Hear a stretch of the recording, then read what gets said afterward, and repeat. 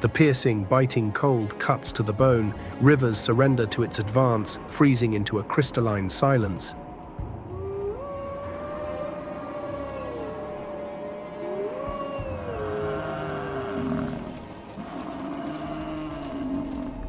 Food, once abundant, becomes a precious and scarce commodity.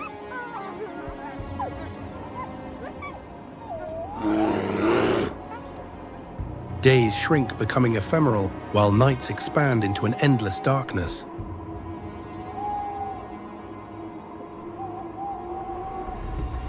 The warm embrace of summer is nothing more than a distant, nostalgic memory.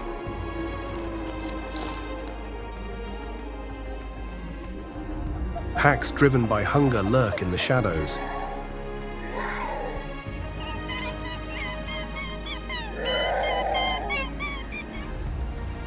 Otters seek refuge in the safety of their dens, and majestic birds of prey soar through a steel-gray sky. While the most vulnerable creatures embark on a desperate exodus to the south, only the strongest and most resilient dare to stay and face the challenge.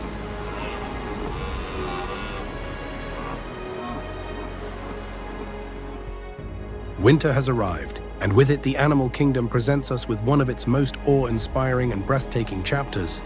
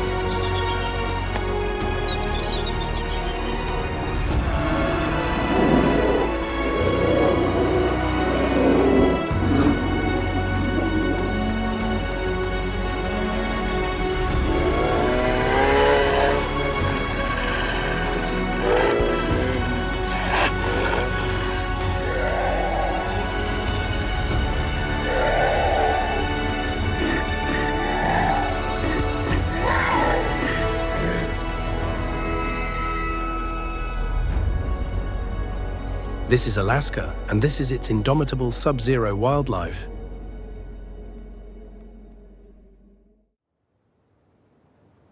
Alaska is a vast region of over 656,370 square miles, strategically located between the Arctic Ocean, the Pacific Ocean, and Canada.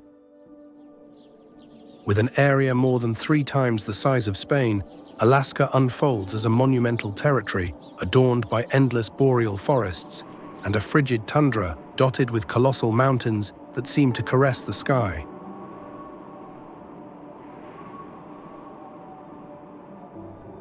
In this frozen domain, there are around 100,000 glaciers, which represent an impressive 4% of its entire surface area.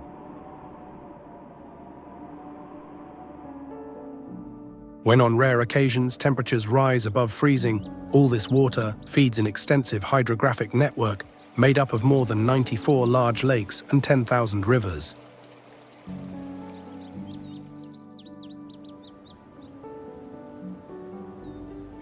The Alaskan climate is without a doubt a formidable challenge for life. Nestled squarely within the Arctic Circle, its winters are brutally freezing with temperatures that can plummet to -58 degrees Fahrenheit, and the summer is so fleeting that it could be considered almost non-existent.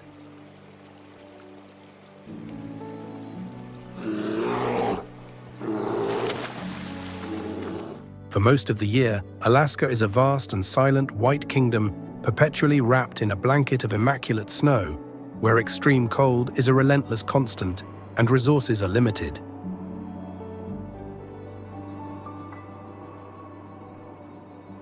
And it is here in the midst of this inhospitable ecosystem, where one might assume life is almost impossible, that more than 100 species of mammals and 500 types of birds make their home. From imposing colossi like the great black bear or the caribou, to tiny and fragile creatures like the pygmy shrew, the diversity of animal species in Alaska is simply unique on the planet. Surrounded by the immensity of the oceans, Alaska's marine fauna is equally as impressive as the inhabitants of its white forests. Its coasts are guarded by the majestic presence of whales, sea lions, and turtles.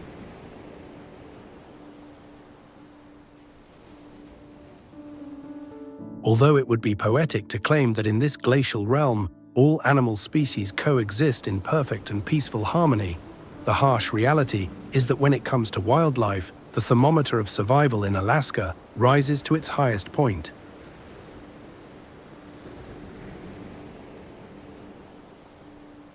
In such a challenging environment, clashes are the order of the day.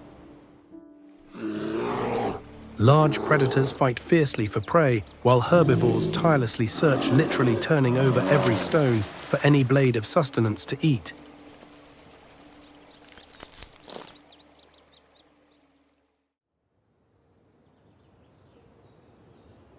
However, not all wild species endure unbearable hardships during the Alaskan winter. Some, with astonishing foresight, manage to live even in relative luxury. For beavers, the trick to inhabiting one of the coldest places on the planet and ensuring there is always bread on the table lies in meticulous preparation. While predators must endure the inclement winter out in the open, desperately trying to hunt elusive prey, the well-planned beavers spend the coldest days huddled in their warm and comfortable lodge next to a well-stocked food reserve. But all that winter comfort is the fruit of hard work done during the fall. Like a consummate lumberjack, the beaver spends the days leading up to winter, felling trees and shrubs from the endless boreal forests. With the help of their prominent teeth, beavers possess 4 long incisors that function as a formidable natural saw, allowing them to bring down trees up to 6 inches in diameter as if they were made of butter. Every log that falls is immediately transported to their construction site in a small nearby pond. In the days prior to the arrival of the cruel winter, the beaver has only one mission: to build its beaver lodge, an underwater refuge where it can store all the food it will consume in the coming months. Although nature did not endow the beaver with great ferocity or colossal size, it did give it highly useful tools to survive the fierce Alaskan winter.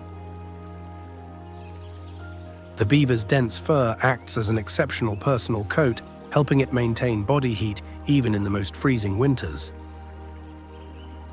Likewise, its highly functional tail is a natural fat store ideal for accumulating vital energy.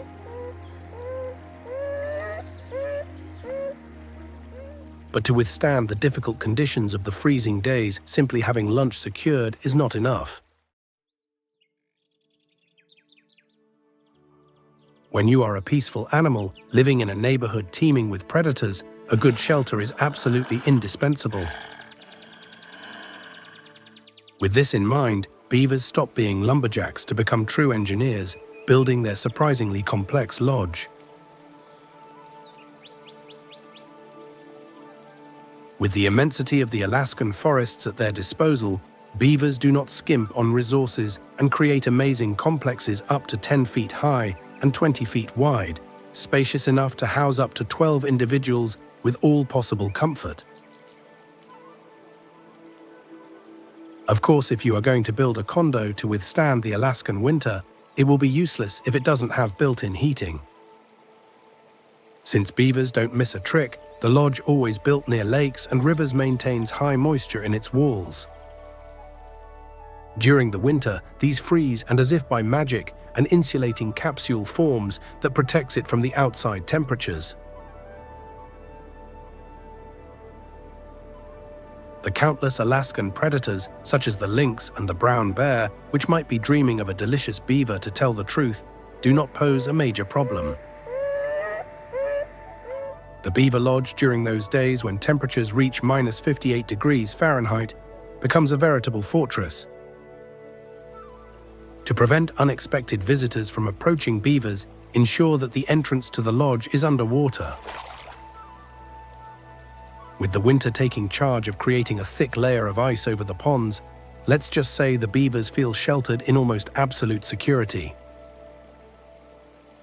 Of course, beavers don't forget to keep their underwater pantry close at hand, so they always build an exit that allows them quick access to their reserve of willows, poplars, and birches, all without leaving the safety of the water. On the other hand, no matter how much you plan, sometimes the winter drags on longer than expected.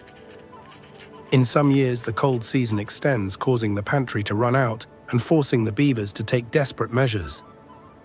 One of these is eating their own feces to squeeze every last nutrient out of their food. While beavers know how to live like kings in their own underground refuge, they also adapt to do whatever is necessary to survive. Although one might think that being a lumberjack par excellence, the beaver contributes to the destruction of its pleasant corner in the forest, this is far from reality. Beavers are the perfect example of what we might call ecological builders. The dams built by beavers help improve water quality by filtering its sediments as well as functioning as natural reservoirs where wetlands are established, which favors the proliferation of other species. By weathering another winter sheltered in the depths of their cozy lodge, beavers demonstrate that having sharp claws and a predatory instinct are not mandatory requirements for surviving the wildlife of Alaska.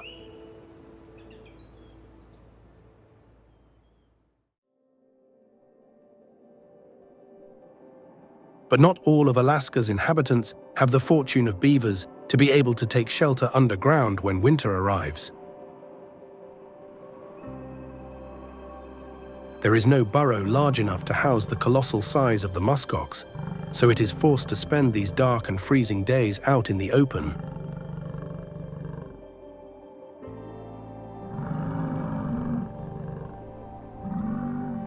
Named for the strong and penetrating odor produced by its salivary glands during the rutting season, the muskox is a fascinating creature weighing up to 880 pounds that inhabits the Arctic Circle.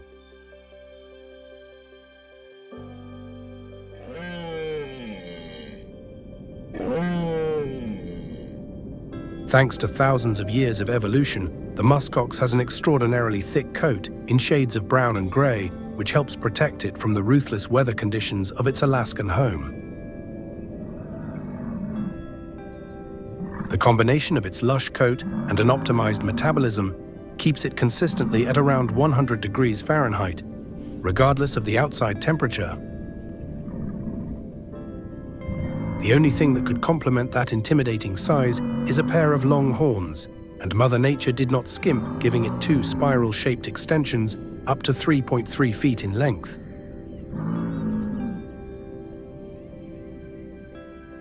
Despite its dense fur and imposing size, winter does not mean good news for the muskox either, so it must take measures to ensure its survival.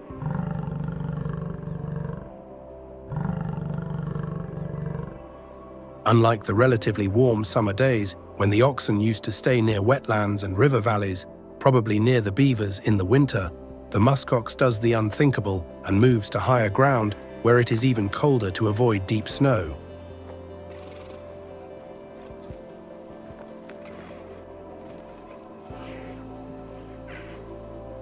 When you are a beast of almost half a ton, getting out of a thick layer of snow can be a complex task.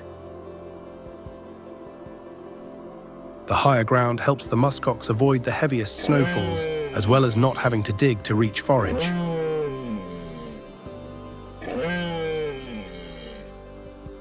As you can imagine from its colossal size, the muskox does not eat particularly little.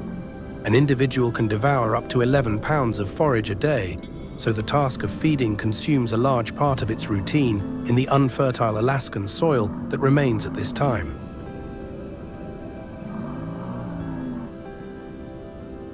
The ox manages to find delicious snacks like mosses, grasses, or lichens.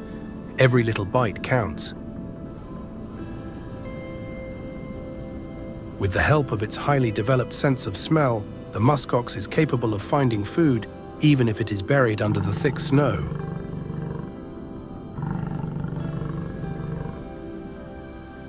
Like the beavers, the muskox knows that in the Alaskan winter economy, not even the smallest nutrient can be wasted.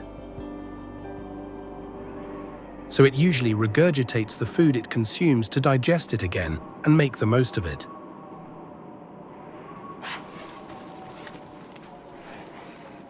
While it is true that the muskox does not hibernate, it sometimes performs what some call standing hibernation, a practice in which the animal reduces its metabolism as much as possible to save the greatest amount of energy.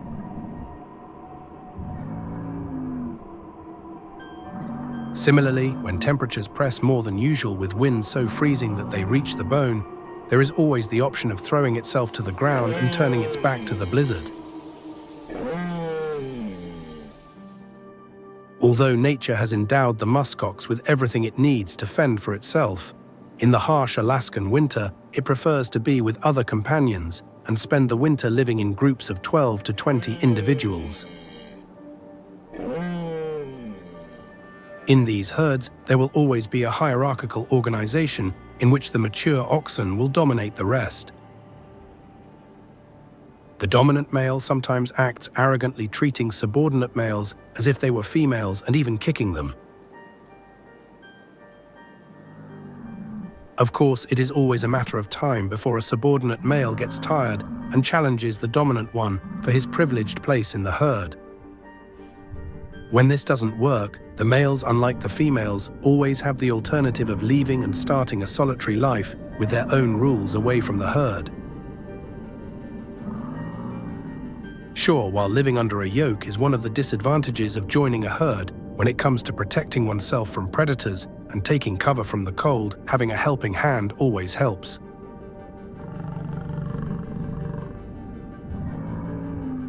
While it is true that the enormous size of the muskox commands respect in the vast tundra, when prey is scarce, many desperate predators embark on the feat of hunting one of these bovids. With such proportions, just one successful hunt could mean surviving the winter with food to spare. Among the intrepid predators that view the muskox as potential prey are the Arctic wolves.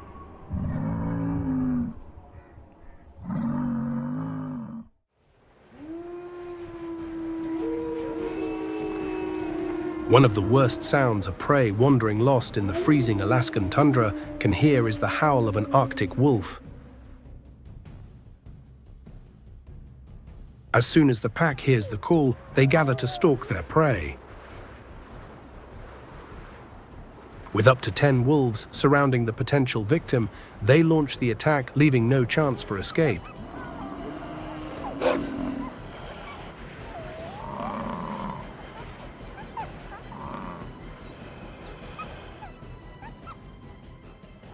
Of course, being a joint effort, the prey must be divided equally among everyone. Each Arctic wolf can eat up to 20 pounds of meat in a single sitting, so the bigger the prey, the better. In these feasts, not even the bones are wasted. When the pack finishes the banquet, not even traces remain of what has happened.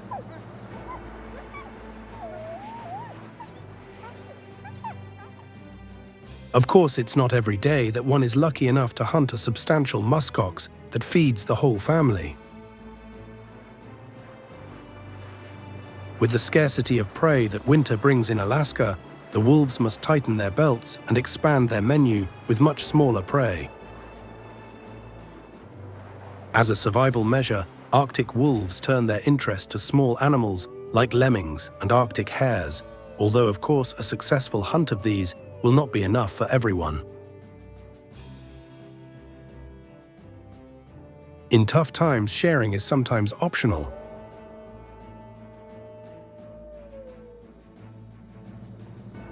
One of the best things that can happen to a pack of Arctic wolves is to cross paths with a group of caribou on their migration south.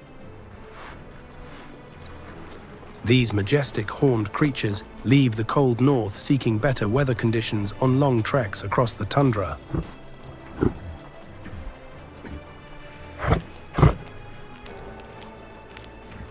Of course, they cannot walk forever, and that is when the wolf packs lick their lips, dreaming of an exquisite caribou dish. The task of hunting these winter deserters is not easy at all, as they can run at speeds of up to 50 miles per hour faster than wolves. For this reason, the key to a successful hunt lies in stealth and catching an unsuspecting individual.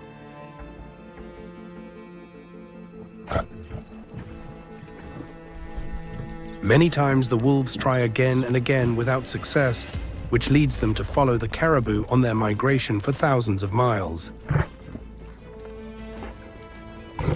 Of course, after trying and trying as a reward for perseverance, often a caribou ends up succumbing to the long journey and the constant stress of being prowled by wolves, becoming a substantial meal of up to 400 pounds.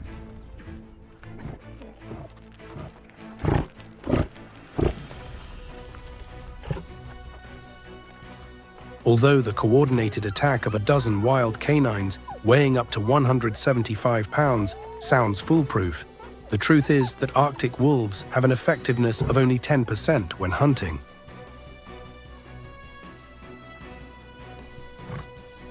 This not-so-high success rate means that winter days are often long and full of starvation.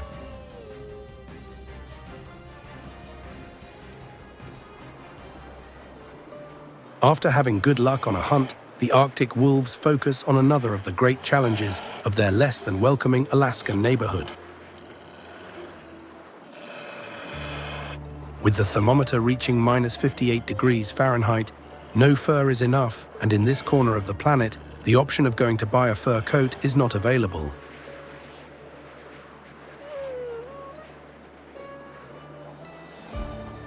So the wolves seek shelter in caves and rock formations. There they huddle together to withstand the strongest blizzards, most likely dreaming of the hottest days of summer.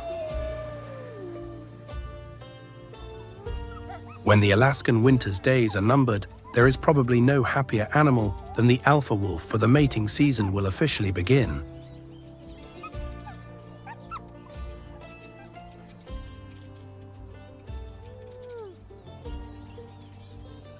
Unlike other Alaskan species, where the breeding season brings the start of fierce clashes to mate, in the highly civilized pack of Arctic wolves, everyone knows their place, and only the alpha male and female have the right to reproduce.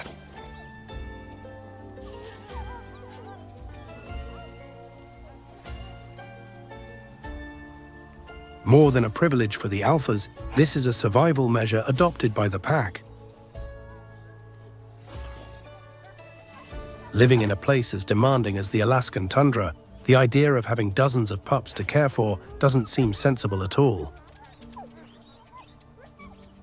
Instead, the 2 or 3 pups that the alpha female will bring into the world will help maintain the pack's numbers and ensure the continuation of a strong lineage.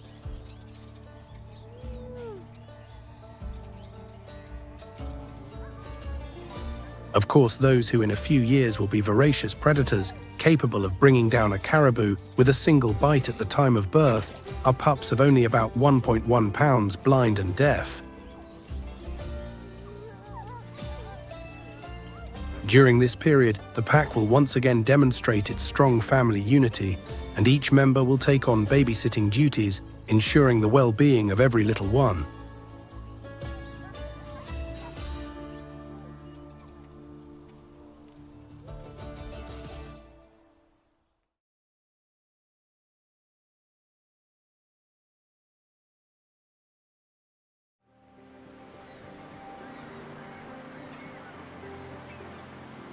Alaska's wildlife is not only present on its vast snow-covered lands. In the freezing oceans surrounding the continental shelf, a ceaseless struggle for animal survival is also waged.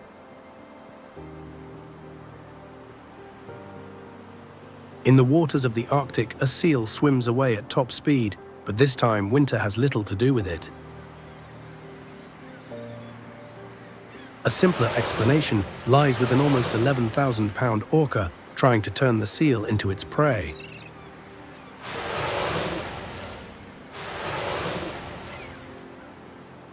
Misnamed the killer whale, the orca is nothing more and nothing less the largest dolphin in the world.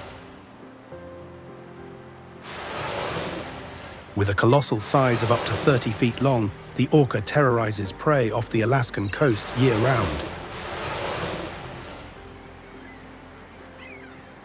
There is practically no marine species that cannot be included in the nutritious and varied diet of the orca.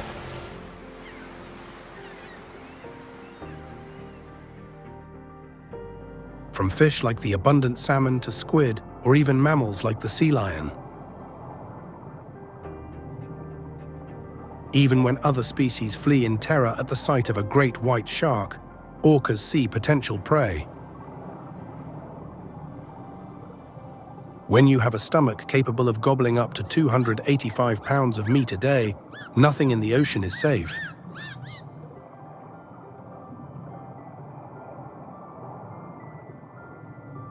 But the only thing worse for a sea lion than being chased by a hungry orca is being in the sights of a whole pod of up to 15 of them.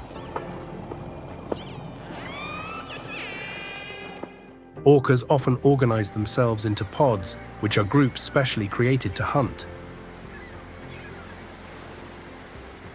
Despite their enormous size and having a bite force of over 18,000 pounds of force, orcas do not see brute force as the only way to hunt.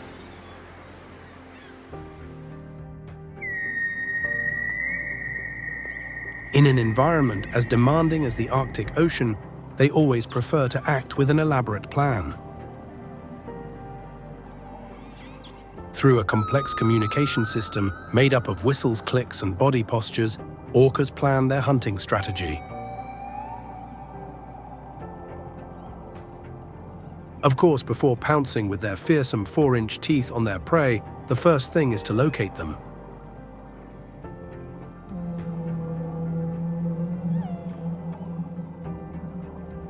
Although orcas have very good eyesight in the dark waters of the Arctic, it is not of much use when hunting. What does work, and very well, is their biological sonar, through which they can detect objects in the water, including succulent prey. Once they have the precise location of their target, there is nothing to wait for, and the orcas begin the pursuit toward their prey. There are many techniques they can employ, as they currently hold the title of being the largest predator in the world. When chasing schools of fish, splitting up to attack from several fronts is a tactic that never fails.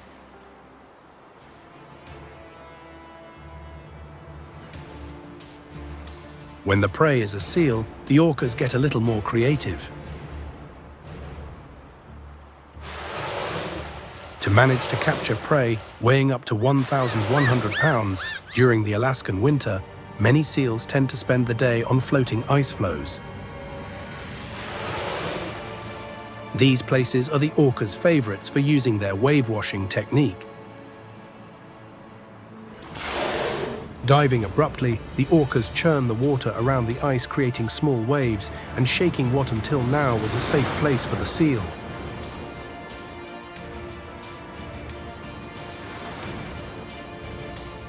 After a series of attacks, the inevitable happens, and the seal ends up falling into the water, meaning certain death.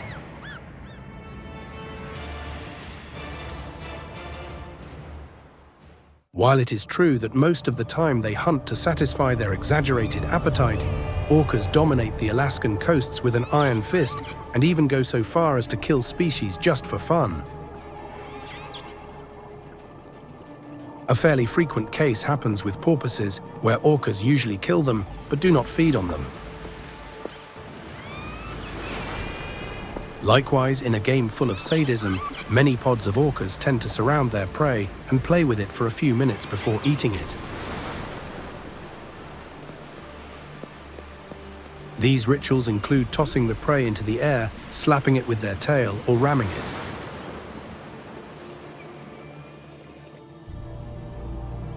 It is believed that this behavior might be to avoid injuries from more combative prey, or a kind of hunting training for the younger members of the pod.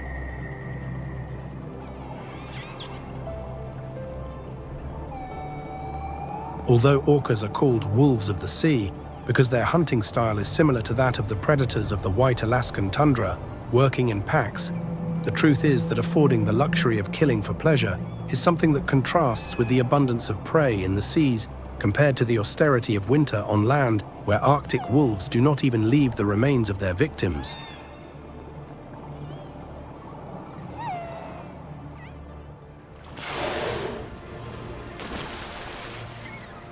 This habit of playing with food and sometimes leaving leftovers in the waters is well appreciated by other species.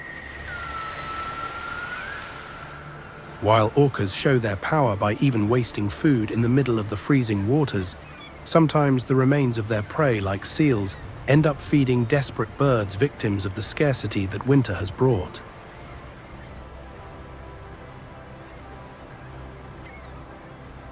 It is basically the law of life. While some throw away food, others feed on their crumbs.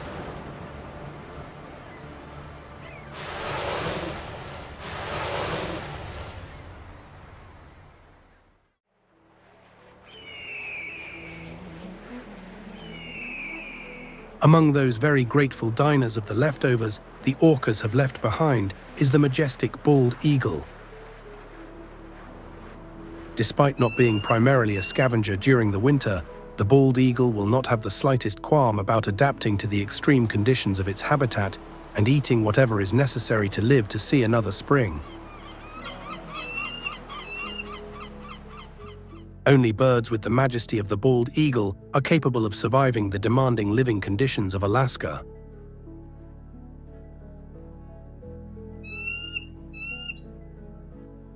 With a wingspan of up to 6.5 feet, large talons, and a powerful beak, the bald eagle is not exactly a domestic bird. Its peculiar white plumage on the head, contrasting with the brown on the rest of the body, gives it that bald look for which it is known. When it is not soaring through the skies, performing incredible flight displays and striking fear into its potential prey, the bald eagle perches almost motionless on the tops of large trees, observing everything in detail from a distance.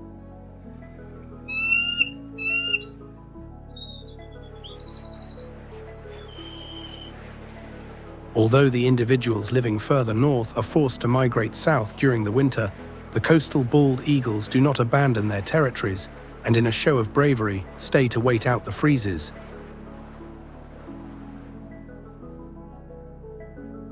Not having the abundant, life-filled rivers available where it previously hunted catfish and trout, the bald eagle resorts to going fishing in the sea.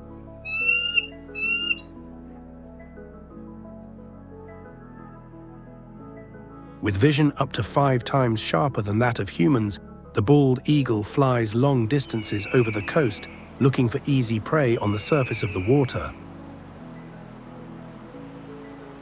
Upon identifying it, the eagle will dive after it and, with its large talons, catch it barely skimming the water. Unlike other fishing birds, the bald eagle does not usually submerge, preferring to keep its elegant plumage dry at all times.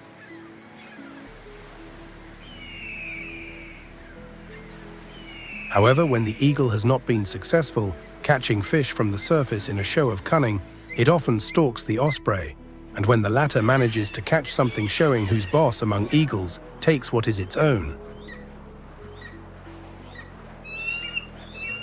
After having a successful catch or stealing some prey from the osprey, the bald eagle sees the perfect moment to go rest with a full stomach.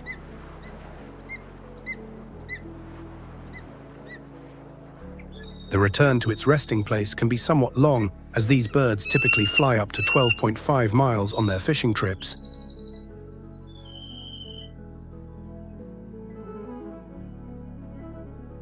Although they generally live alone during the winter, as a survival measure, the eagles that have stayed in Alaska decide to lodge in communal roosting trees, where they feel more protected from the cold and predators.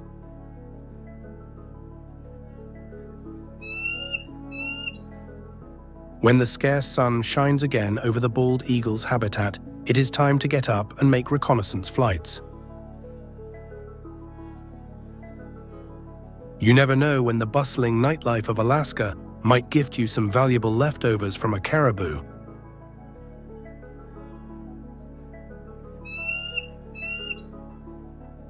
Despite your imposing beak and fearsome size, if you are not an 11,000-pound orca and you live in Alaska, you must watch your back. In the midst of the ruthless winter, some animals would not look unfavorably on the 11 pounds of meat that a bald eagle can provide, so it will always be best to remain in the relative safety of the heights. While it is true that the bald eagle has no natural predators, occasionally the precarious winter conditions lead animals like lynxes to try to catch it, especially the injured individuals.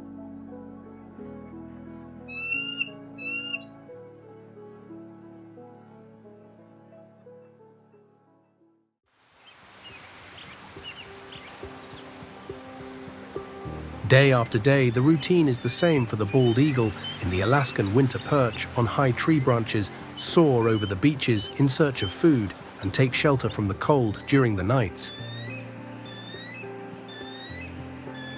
However, everything is about to change. As the calendar advances, the minus 58 degrees Fahrenheit that battered the wildlife become a much more pleasant 50 degrees Fahrenheit, and the changes in the landscape are more than evident.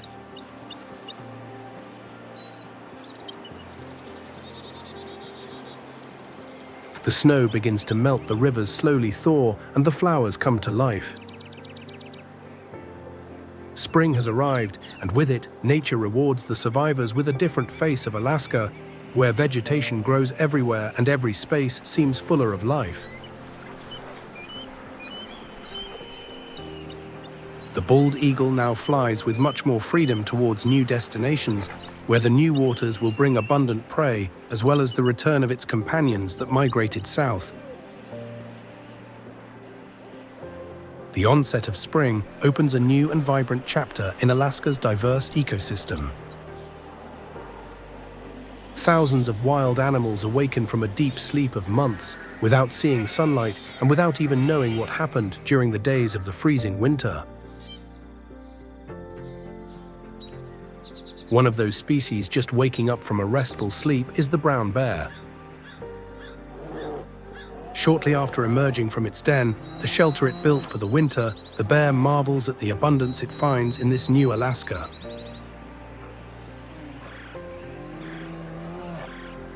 Managing to see the sunny days of spring means that all the preparations it made for winter paid off. Before the rivers froze with the low temperatures, the bear had quite a feast, consuming up to 88 pounds of fish a day. Of course, more than gluttony, this was all part of a delicious strategy to gain weight for hibernation. Besides gaining weight, the brown bear's preparations also included building itself a comfortable mattress out of grasses and small branches. If you're going to spend months sleeping, you might as well be comfortable. After so much time without even tasting an exquisite salmon by these early spring days, the brown bear even ends up weighing only half of what its size was before the snows.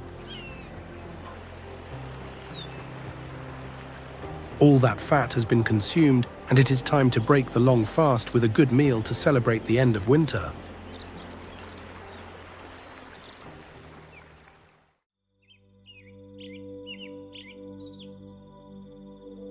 Being the prime example of an omnivore, the brown bear is capable of adjusting its diet to practically anything its habitat offers. For these days, when the forest and rivers are still recovering from the snowfalls, the menu is simple yet nutritious. The bear will seek out tender shoots, large leaves, and rich grasses to work up an appetite after months of starvation.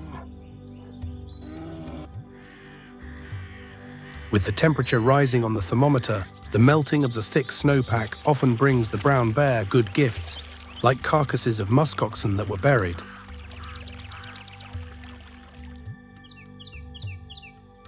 The low temperatures preserved the meat with such freshness that the brown bear will enjoy a reheated meal, tasting like it was freshly made.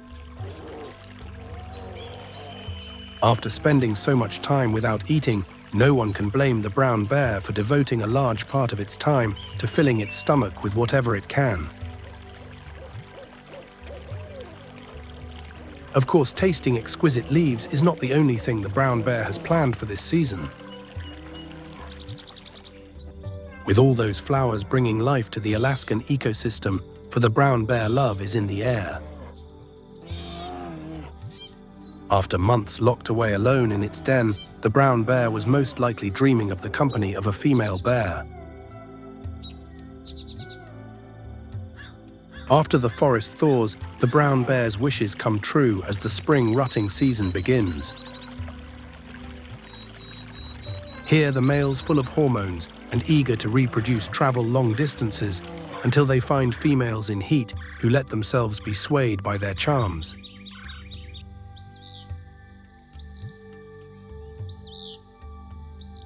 The male bear will reach the female by smelling her urine.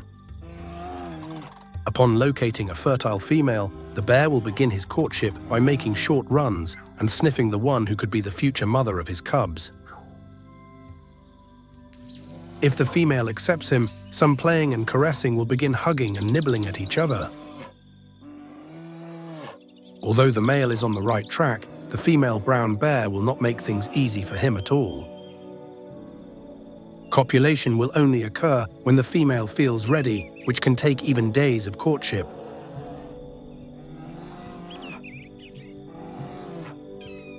When the male bear finally gets what he wants, as happens in countless species, he goes off in search of new females. The male bear is not ready for a serious relationship and prefers to go from flower to flower, expanding his lineage. Speaking of growing the family and not taking responsibility elsewhere in the forest, some little ones are precisely taking their first steps outside the den.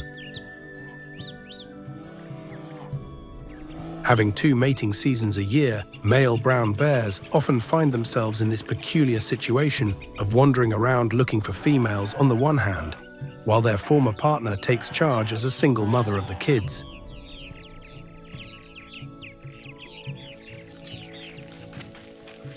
For females who have become pregnant during the late summer rutting season, things might not be any easier as they have given birth in the middle of a cruel winter. By that time, the little ones weighed only about 12 ounces. Having received mother's milk and their mother's warmth during the most freezing days of Alaska, the cubs are ready to discover the world, or at least take a few steps around the neighborhood.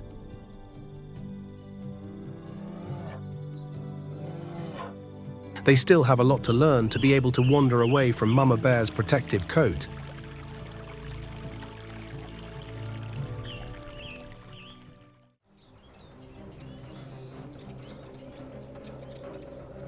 Although brown bears are very happy to finally be able to leave their dens, after the long Alaskan winter, they did not see the harshest side of the low temperatures.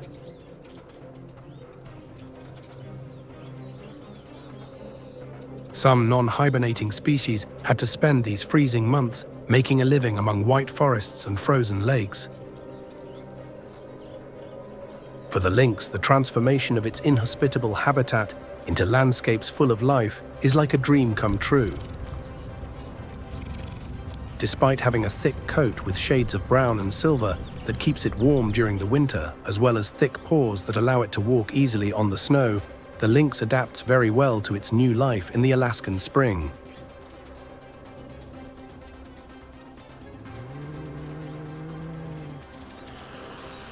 After months of prey scarcity and less than pleasant temperatures, the lynx, little by little with the end of hibernation for small mammals, once again has a more complete and balanced diet.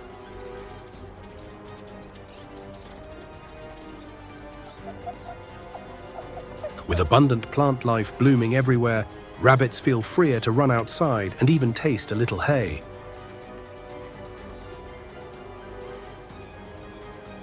In situations like this, the lynx takes advantage of a small prey that meets its nutritional needs. The lynx's hunting skills mean that it misses very little once it has set its sights on a prey.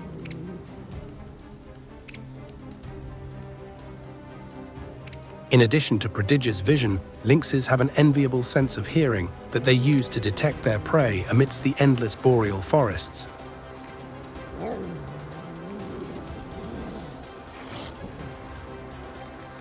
Just one false move by a rabbit can let the lynx know its position and end up enjoying its 9 pounds of fresh meat.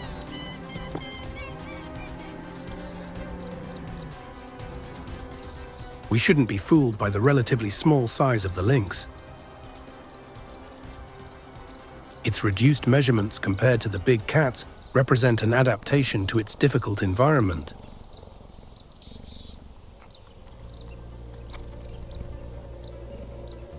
In a place as far north as Alaska, while larger predators would be forced to meet a high hunting quota to satisfy their voracious appetite for the lynx, a small rodent is more than enough.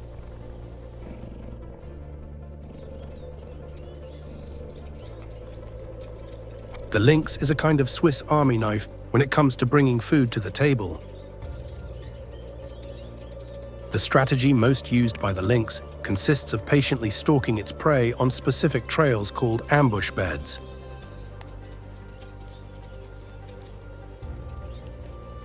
Its fur helps it camouflage among the now abundant vegetation. By the time the prey spots the lynx, it is usually too late, as the feline is capable of making leaps of up to 20 feet long that place almost any prey within its reach.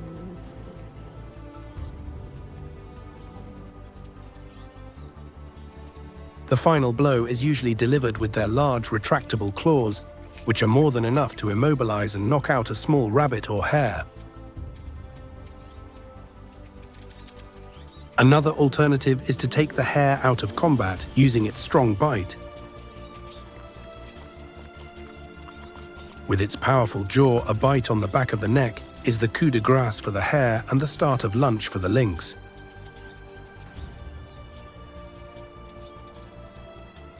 Of course, with such hunting skills and having spent a long winter full of need, the lynx gets a bit ambitious and does not hesitate to include larger animals in its menu.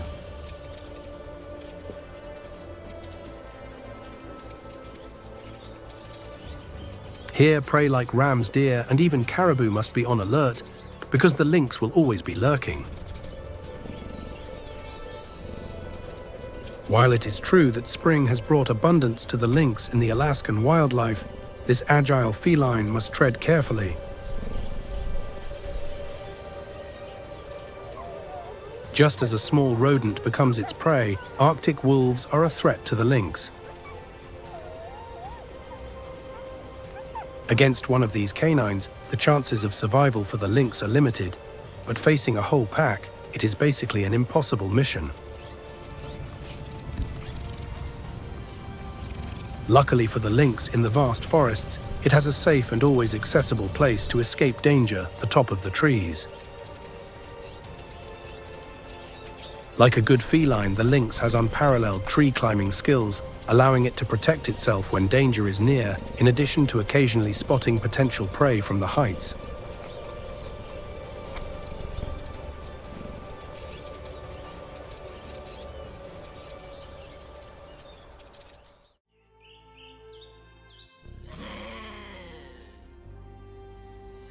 With more favorable weather conditions, the lynx can travel more comfortably through the Alaskan taiga.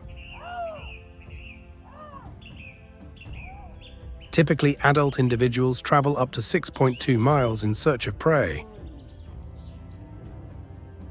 The habitat of lynx populations in Alaska is heavily influenced by the areas where small mammals like snowshoe hares live.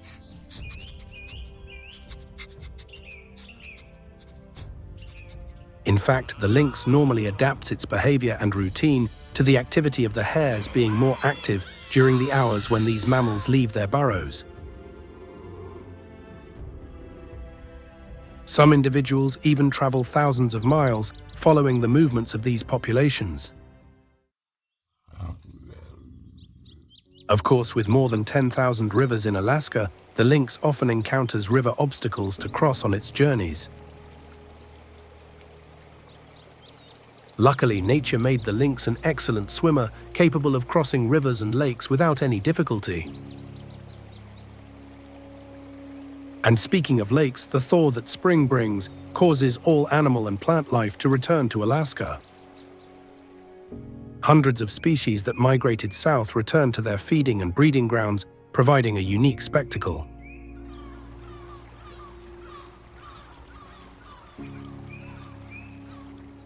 In the case of birds, the Alaskan skies become the closest thing to an airport terminal, with thousands of them landing to enjoy the water and abundant food.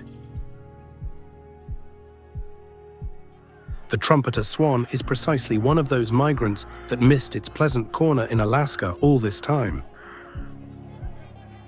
With the arrival of spring, thousands of individuals, forced into exile by the low temperatures, return from the south to enjoy a paradise full of life. But the trumpeter swan is not just any bird. This species is nothing more and nothing less than the heaviest flying bird in the world.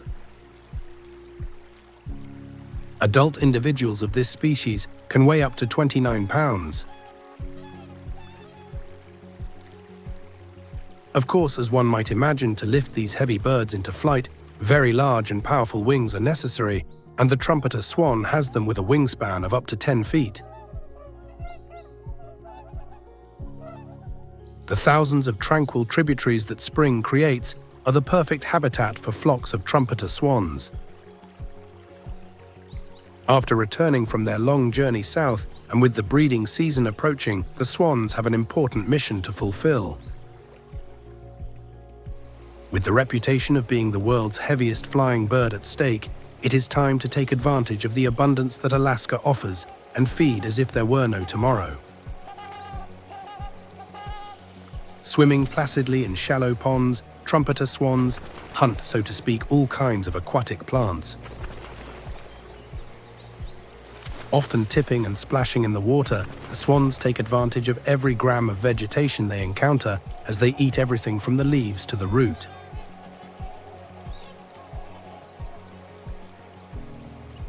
Furthermore, if the rich ecosystem in which they now live offers them some delicious insects, the swans will not waste such a high-protein meal. But to maintain their fame as the heaviest flying species in the animal kingdom, they not only need to eat well. The swans occasionally take flight from their ponds to move to places with more food. At the moment of takeoff, the swans emit a sound similar to that of a trumpet, so it is easy to guess where their name comes from. Another moment when trumpeter swans demonstrate their broad vocabulary is when they are threatened by a predator. Despite being an imposing bird with a nearly 10-foot wingspan, the trumpeter swan's neighborhood is frequented by species that dream of seeing it on their dinner table. Intruders like river otters, wolverines, grey wolves, and brown bears commonly stalk the swan's habitat.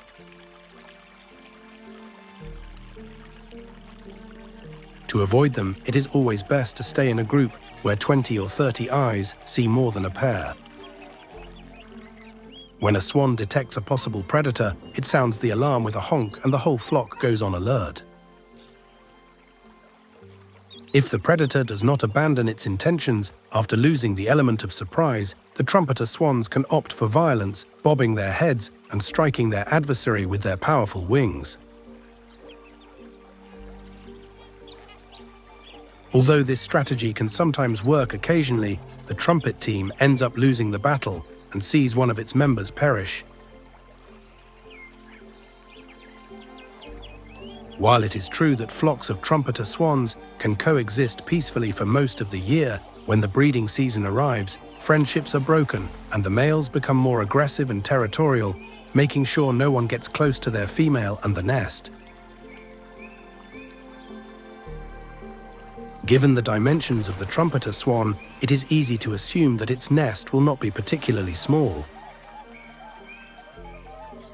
In fact, at up to 13 feet in diameter, it is one of the largest among birds, so the pair has up to 35 days for its construction.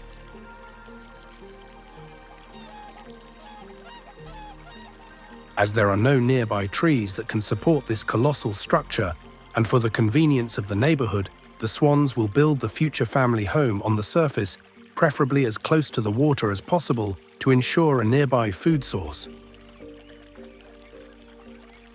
After arduous work, mainly by the male and very good feeding by the female, she lays between 4 and 6 eggs, which she must incubate for about 35 days.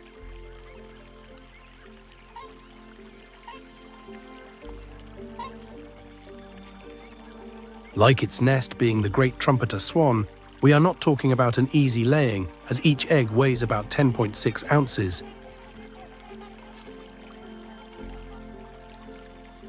As good parents, the trumpeter swan pair will take care of feeding and looking after their cygnets, teaching them everything they need to survive and being a model Alaskan family.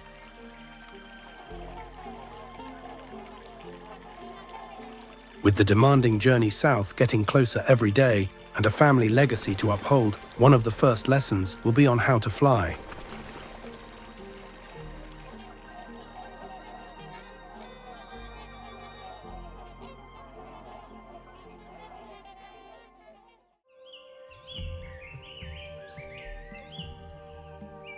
Although the rising temperatures brought by spring bring the return of species like the trumpeter swan and a return to normal life for hundreds of animals, this does not mean that everyone is happy. For the mountain goat, the rise in the thermometer in its habitat means being at the mercy of predators. Accustomed to the freezing temperatures with a thick white coat that honors its name for the mountain goat, the icy Alaskan winters are not as harsh as they might seem.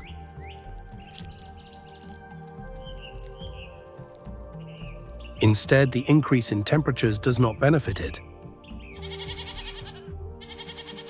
During the long Alaskan winters, the mountain goat can even expand its habitat to lower lands, since predators are quite busy with the inclement weather, and in this way it can feed comfortably.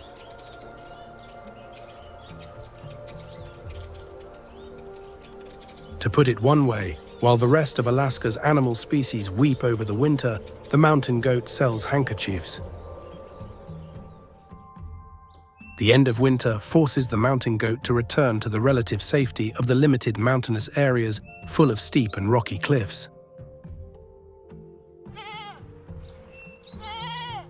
This migration to higher lands places the mountain goat out of the reach of most predators, who are just enjoying the abundant spring prey.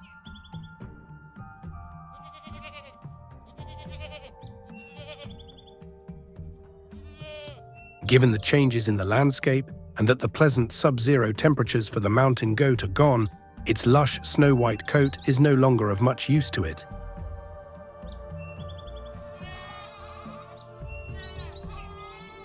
When this natural coat begins to be more of a hindrance than protection from the cold, the mountain goat decides to go to the beauty salon, and with the help of rocks and trees, gives itself a makeover rubbing until it sheds its thick fur. The safety of the mountain goat's new habitat is not only in its lower temperatures. To reach its new neighborhood, it is necessary to climb steep slopes and slippery terrain, where just one false step can mean not seeing another spring. What may be impossible terrain to cross for example, packs of Arctic wolves for the mountain goat, is a walk in the park.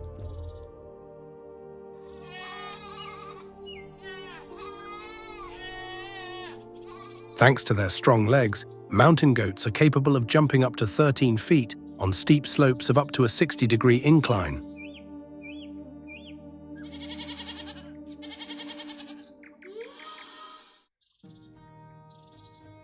Furthermore, to walk placidly on rocky terrain, mountain goats have large internal pads that give them useful traction and prevent fatal falls. Since winter has ended and going to eat in the vast boreal forests full of wild predators is not a good idea, the mountain goat has to make do with the plant species within its reach.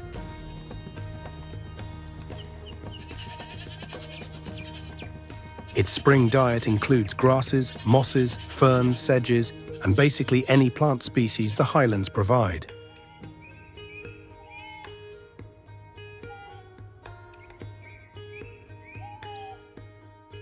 In addition, like a good goat to maintain a balanced diet, it is often seen licking rocks to incorporate minerals such as sodium, calcium, and phosphorus into its diet. This behavior, besides complementing its diet, gives its tongue a peculiar black coloration that contrasts with its white fur.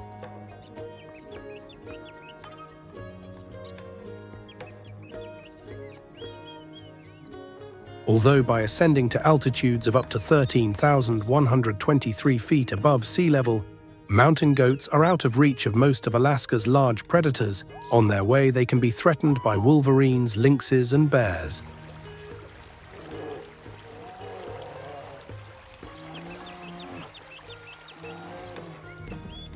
And when nature has given you a pair of 11-inch long horns, and there is a bear with intentions of making you its lunch, you can do nothing but charge it.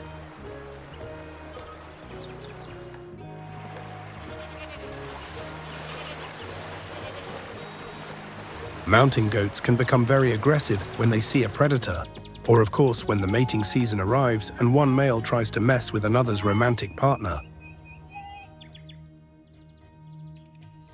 While the vast majority of Alaska's wild species celebrate these warmer days, the mountain goat patiently awaits the return of winter, where its white kingdom will rise again and the low temperatures will expand its domains to the boreal forests. Although it will take some time, sooner or later it will happen again, and the goat will descend once more from the heights.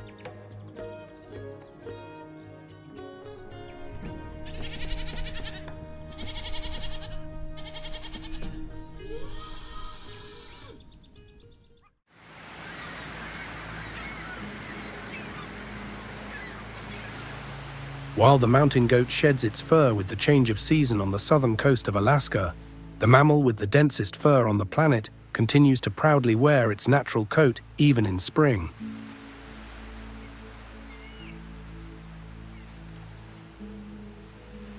The sea otter does not believe in passing fads, so it decides to keep its abundant mane all year round. Of course, the sea otter knows well that a style as bold as its own requires care, so it spends much of its days grooming every area of its body.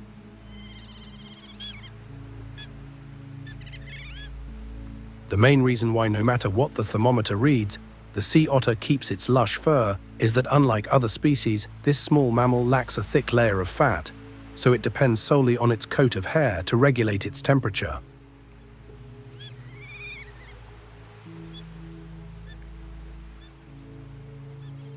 Luckily for the sea otter, living on the cold Pacific coasts of Alaska, the water will never be warm enough for its fur to pose a problem. Although capable of walking on land, sea otters do not have this name just by chance, as they prefer to spend almost their entire lives in the water.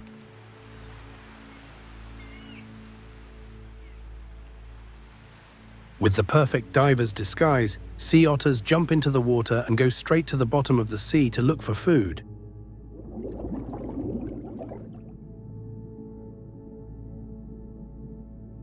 On this excursion along the seabed, at depths of up to 148 feet, the otters will look for what to them are exquisite snacks, such as sea urchins, mollusks, crustaceans, and even some small fish.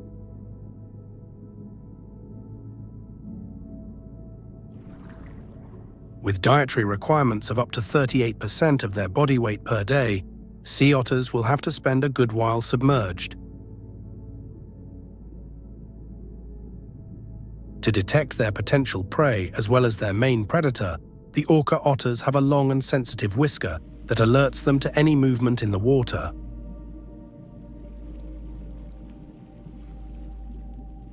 Since they will not satisfy their appetite with just one clam or mussel, nature created otters with everything necessary for their marine lifestyle. Otters have a pouch of skin under their armpits, which they use to store the food they collect on each dive. When there is enough food in the pouch, the otter will go to the surface to enjoy the treasures it has found.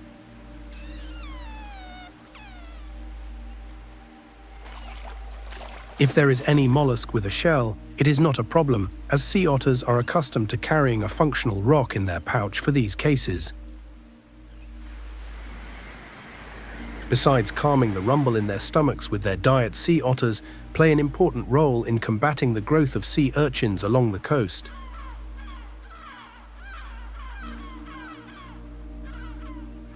This helps preserve the kelp forests that bring life to the ecosystem. After doing their part for the preservation of their habitat, the otter's teeth often turn purple, a product of the ingestion caused by the urchins.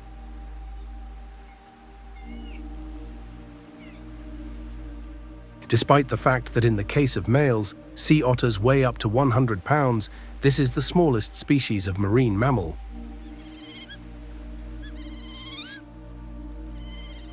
Of course, when you are compared to giants like sea lions, walruses, and manatees, there is not much to argue about. It is not for nothing that sea otters have chosen the life-filled waters as their personal corner in Alaska. Even with the immensity of the surface at their disposal, sea otters have unparalleled adaptations as swimmers.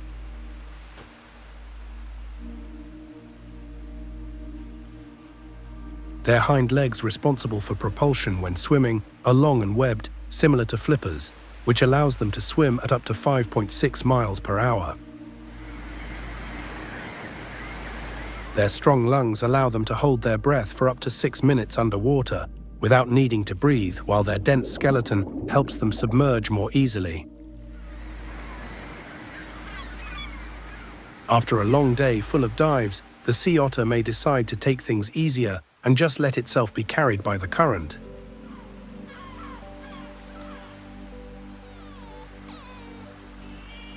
Thanks to the air trapped in its abundant fur as well as its large lungs, the sea otter can float without any effort.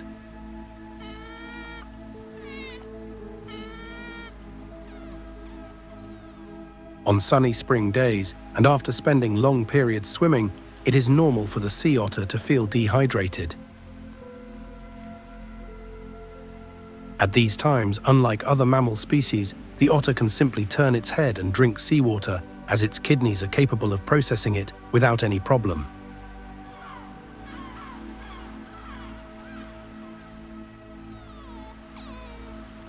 After its busy routine practicing immersion diving off the coasts of Alaska, the sea otter heads off to socialize a bit, going to rest in large groups of otters called rafts.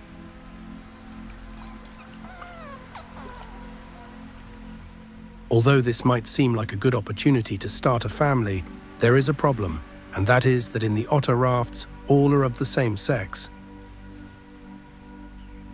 Males with intentions of reproducing usually do not come to the rafts and instead stay guarding territories in wait for the females. With a number of females 5 times greater than that of males, there is no reason to fight to mate, so the otters can continue to live together in peace.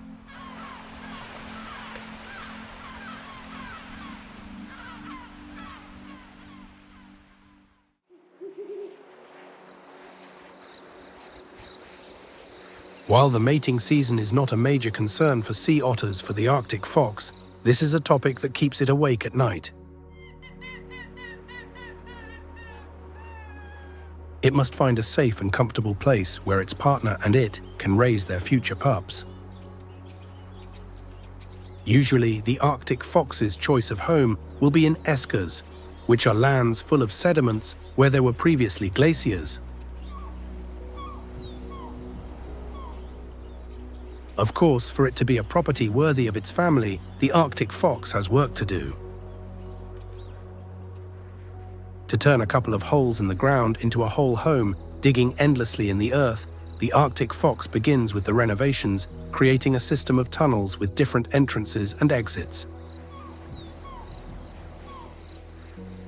Sometimes, in a show of camaraderie, several breeding pairs join together and share a den, all this to protect themselves from predators and divide the parenting tasks.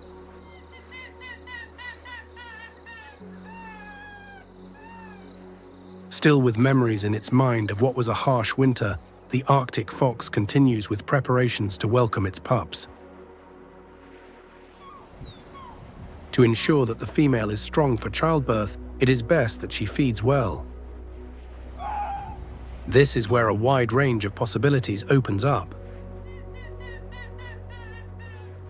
Being in the friendlier spring ecosystem of Alaska, the Arctic fox is accustomed to hunting anything its small size of just 9 pounds allows.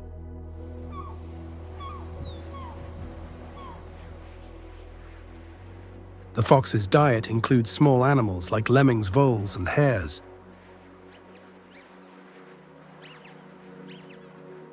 If any bird crosses its path, do not doubt for a second that the Arctic fox, if it is within its possibilities, will go for it. The rivers with more and more vegetation are also an almost constant source of nutritious fish during the spring. However, just as for lynxes, the hares are a species that greatly influences their behavior, the fate of the Arctic foxes of Alaska is closely linked to lemmings.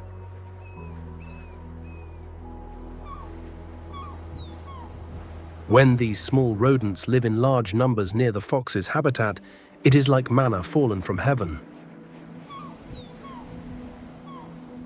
A family of 10 Arctic foxes is capable of eating up to 60 of these rodents a day. With a full stomach, the pair of Arctic foxes can put all their attention on what will be their future as parents.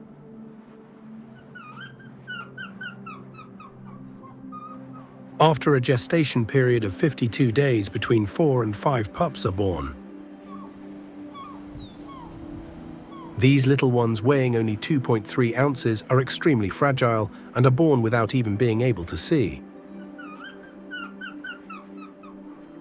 Of course, the parent pair will take care of raising their pups to be healthy and strong.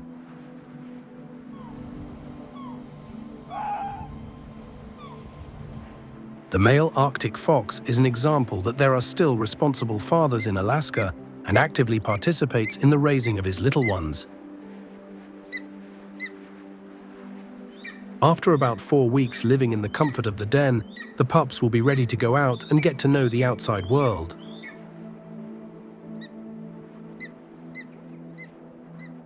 Luckily for them, they were born in spring, where the conditions allow that even small and fragile, they can take short walks with their parents.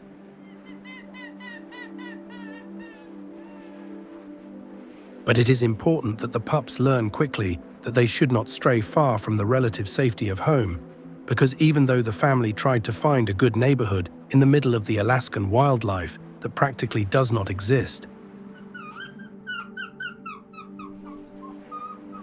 packs of Arctic wolves can be a real problem for the family, as can wolverines and brown bears. When the attacks from these predators become more and more frequent, the foxes do not think twice and decide to move neighborhoods to a place that offers them greater security. Fortunately, foxes adapt quite well to new habitats and manage to mold their diet to the available food. Even in a slightly drastic turn in their diet, Arctic foxes are capable of becoming temporarily vegetarian and eating berries and algae, although of course they will always prefer a good plate of lemming for its high nutritional value.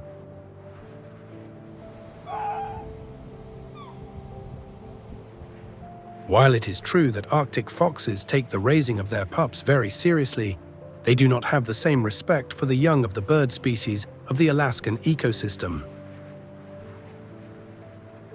If eating bird eggs were a sport, the Arctic fox would most likely be an Olympic medalist, as it loves to stalk nests in search of food. Of course, Alaska is not only home to small birds. If the Arctic fox miscalculates and ends up getting into the wrong nest, it can pay dearly. Birds like the snowy owl or the golden eagle do not like it at all when their nests are messed with, and the Arctic fox may be tasting one of its last snacks.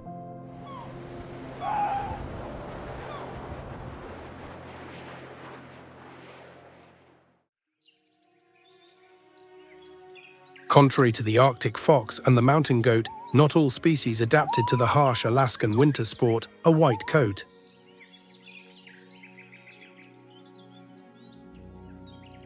Some, like the majestic moose, prefer to maintain a brown style that helps them camouflage among the vegetation when spring arrives.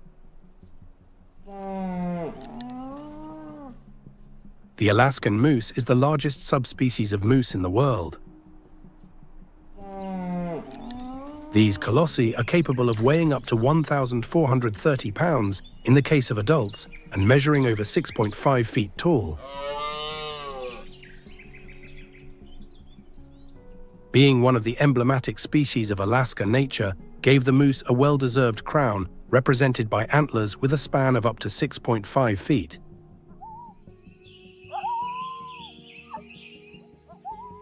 Contrasting with other species that find a particular corner in the immensity of Alaska to settle, the moose's resilience allows it to live in practically any part of this region, from the thick boreal forests to the cold Arctic slope.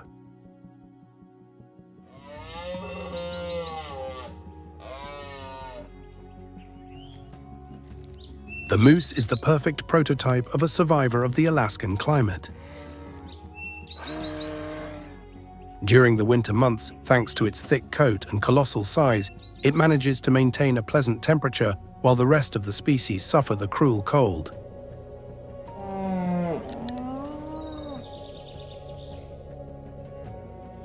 The long legs of the moose, crowned by wide hooves, allow them to traverse any terrain, whether it is covered by a thick layer of snow or full of mud.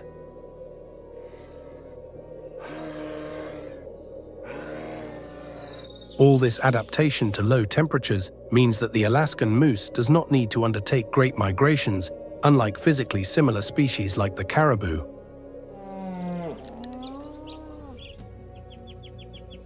But with those freezing days left in the past, the moose is not shy and is also able to enjoy the pleasant spring.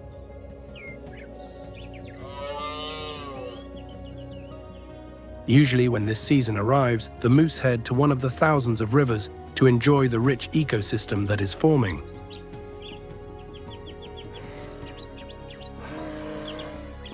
After maintaining a diet based on mosses, lichens, and bark during the winter, the moose is more than grateful to be able to enjoy herbs and shoots of willow and birch trees.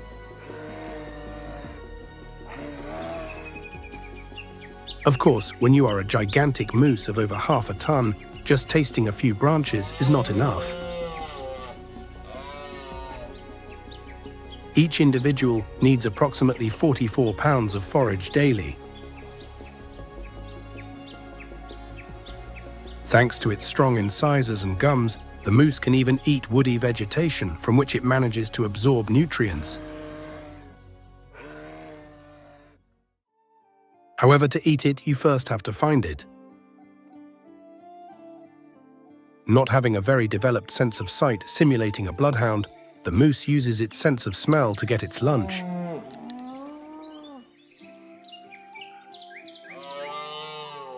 In the midst of its quiet routine, searching for rich leaves, the moose can attract the attention of some daring predators with intentions of hunting such a large herbivore. This is perhaps one of the disadvantages of winter's farewell, as previously the moose rarely encountered other species.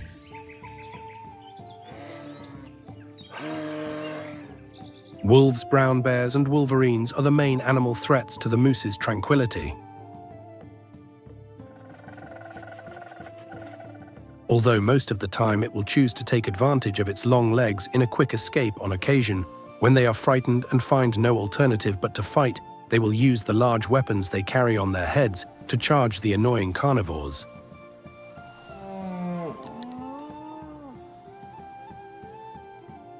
Speaking precisely of the moose's large antlers, the size of its tines usually reflects the animal's diet.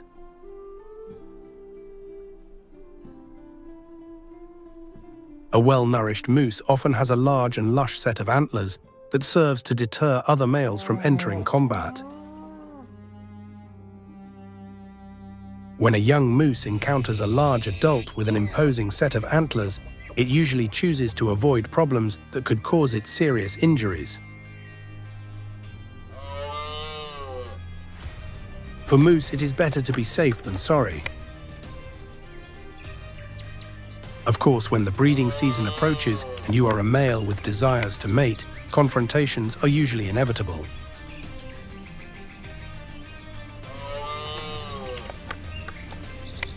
The fertile females are the prize for the victor. During the fights, the males push their rival with their antlers until one of the two decides to surrender or ends up seriously injured.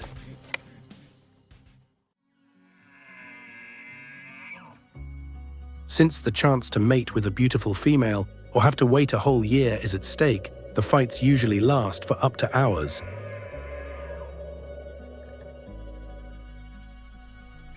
Besides the risk of being injured by the opponent's antlers in these fights, sometimes the antlers can become entangled, which results in both animals spending days stuck together and ending up dying of starvation.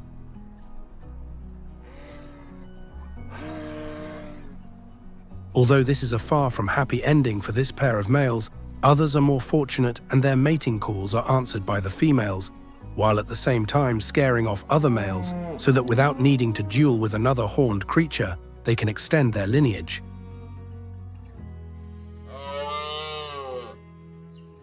After this fleeting romantic adventure with the female, the male moose will perform the shedding, which corresponds to the loss of its imposing antlers. Having already made the most of them to impress the females and intimidate competing males, the moose gets rid of the up to 80 pounds that an antler rack can represent.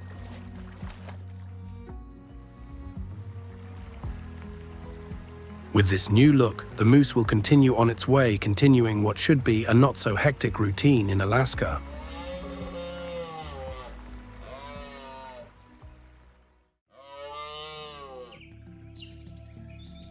However, despite having relatively few predators in this vast territory, the greatest threat moose face does not come from the wild kingdom. Each year in Alaska, hunters take the lives of around 7,000 moose. Contrary to other species, the hunting of this majestic giant is completely legal, so its populations are slowly being depleted. Another significant threat to the moose's life is the reduction of its habitat. With the construction of urban developments in areas that were once thick forests, moose see their ecosystem being altered, forcing them to migrate to other regions where there is likely a greater presence of predators and competition for food.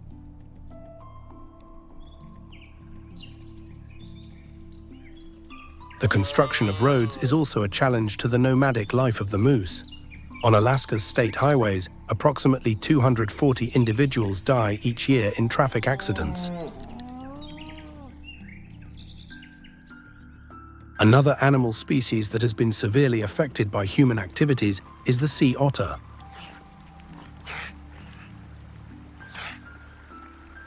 Due to the commercialization of its coveted fur, otter populations were reduced for years until they almost reached extinction.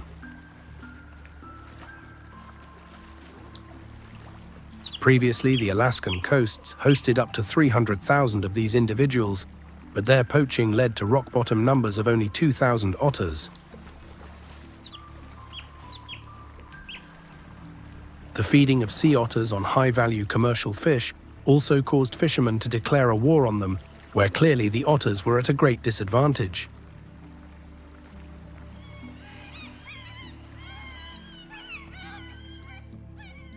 A case similar to that of the moose is that of the muskox, in which the species has been decimated as a result of hunting for its warm skin, in addition to its very abundant meat. Climate change is also affecting the life of the majestic muskox. Although Alaska is famous for its very low temperatures lately, the thermometer has risen more than usual, which makes it difficult for the muskox to find food, as well as making them more prone to diseases.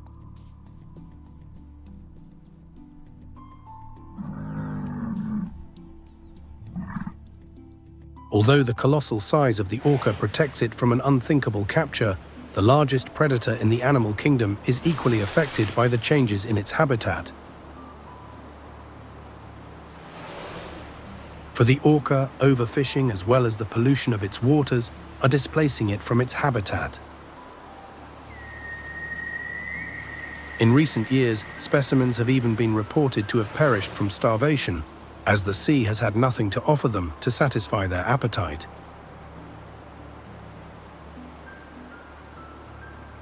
For the brown bear, some forests that were previously its personal refuge for hunting and resting have become uninhabitable due to activities such as deforestation, farming, and mining.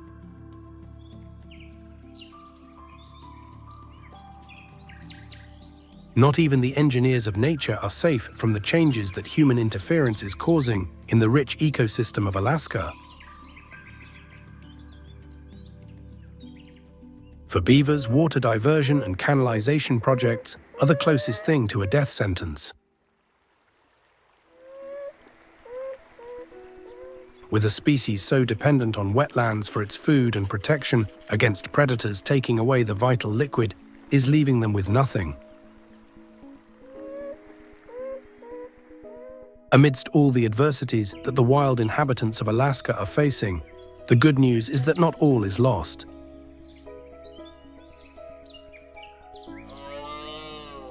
In the same way that after every winter the animals pull through against all odds, their survival instinct leads them to refuse extinction.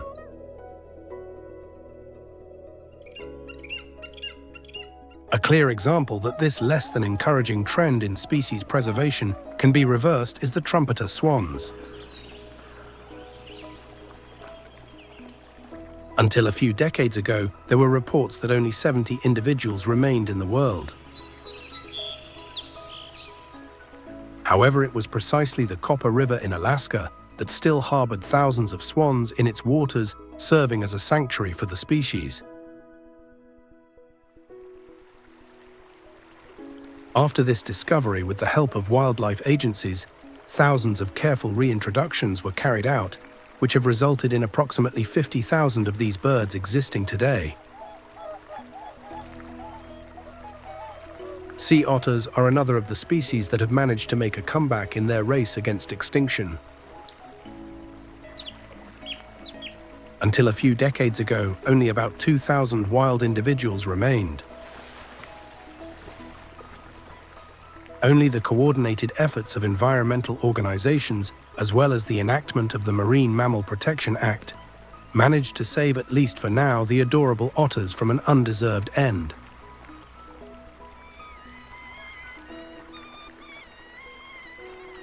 Although sea otter populations have not yet reached their peak growth again today, they occupy 2/3 of what was their habitat in Alaska. The bald eagle is another of those species that have managed to escape extinction thanks to the joint work of different environmental organizations with the resilience of these birds of prey.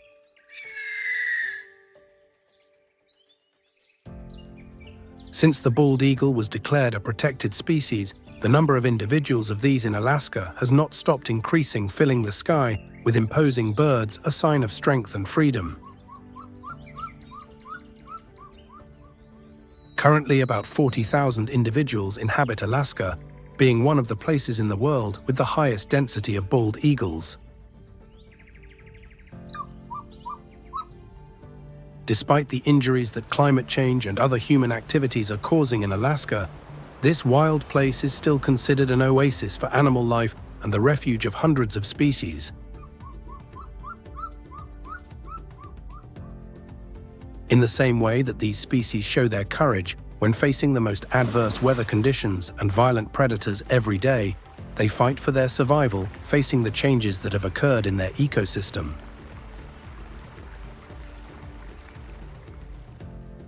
Thanks furthermore to Alaska's vast natural resources, this ecosystem has the capacity to protect its wild inhabitants, cushioning the effects of climate change.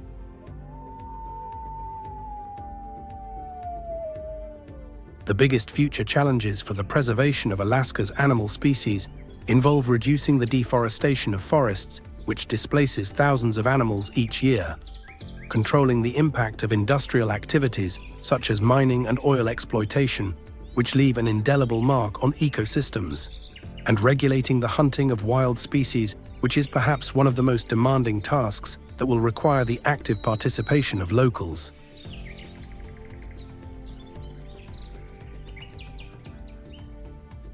As species like the trumpeter swans have already demonstrated with joint efforts and adequate awareness about the sub-zero wildlife that Alaska harbors, it is possible to preserve the majestic white kingdom of these species from the north of the planet.